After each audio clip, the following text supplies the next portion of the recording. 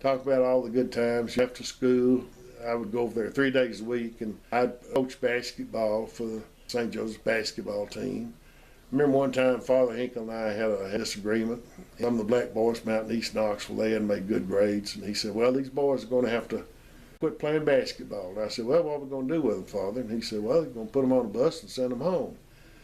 And I said, you're going to send these boys home to East Knoxville at 3:30, 4 o'clock in the afternoon. Their mom and daddies are not home. You're going to turn them loose on the streets with no supervision or anything, and that's the way you're going to punish them. And he said, yeah, that's right. And I said, let me tell you. I said, you let me take them, and I'll practice them, and I'll run them, and I'll everything. I won't play them, but I'll take care of them, but I'll keep them off the streets of East Knoxville. And you let me do that, and that will help them much more than send them home in the afternoons.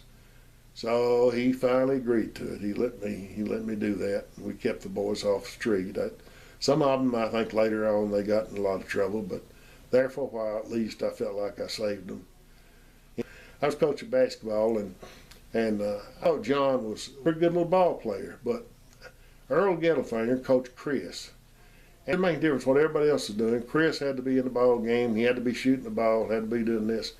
And, I didn't want to make John be the player above everybody else. Finally these guys come up to him and said, why aren't you playing John anymore? Why aren't you playing him? And I told him, I said, well, Earl, you know how Earl is. Hell, you're not Earl. Go ahead.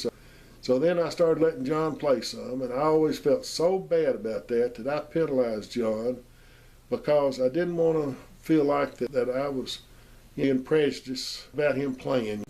Sometimes you feel like you can do too much or too little for a child. And that was one of those times, and I always felt bad about that for years. When you were in high school, all of you played basketball and baseball. 3 of you played baseball. It was really a thrill to see Tim pitch and Paul catch and Joe play center field. And Joe was a freshman. I know one time Joe was playing in the outfield, and somebody hit the ball and went over Joe's head, and Tim was cussing at Joe. I won't tell you what he said to him, but he said, "Go get the ball, Joe." Yes, so be. So they were fun. God, I love watching you kids play ball. I mean, Joe was playing football at Inskip one time, and the score was tied, and it was just 15 seconds to go, and it looked like the game was going to end up in a tie. And they handed the ball off Jim Pickering, and he handed it off back to Joe, and Joe went around the end.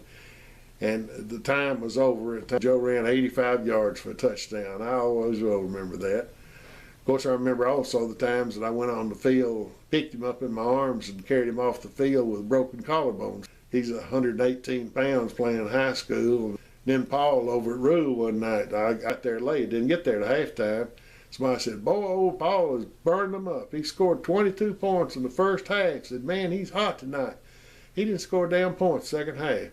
So, I missed that. So, the funny thing about Mike playing ball, he played with St. Joseph. We went on and played the team over at Oak Ridge one time.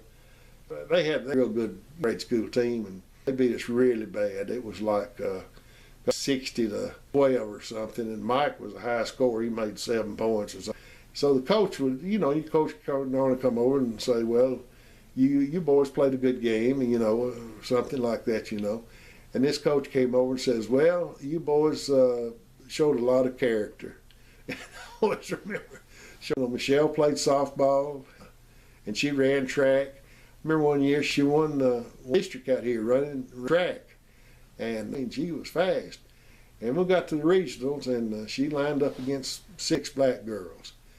And she was last, and she was heartbroken. And I said, well, honey, I said, just always remember that you were the fastest white girl out there.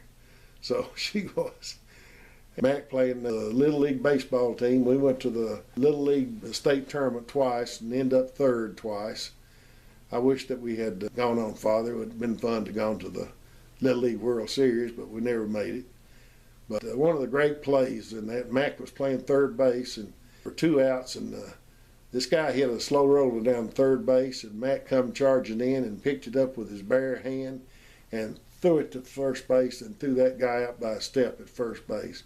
Beautiful play. I'll never forget that. It was a beautiful play. Don't y'all ever forget that I remember every play and everything that y'all ever did.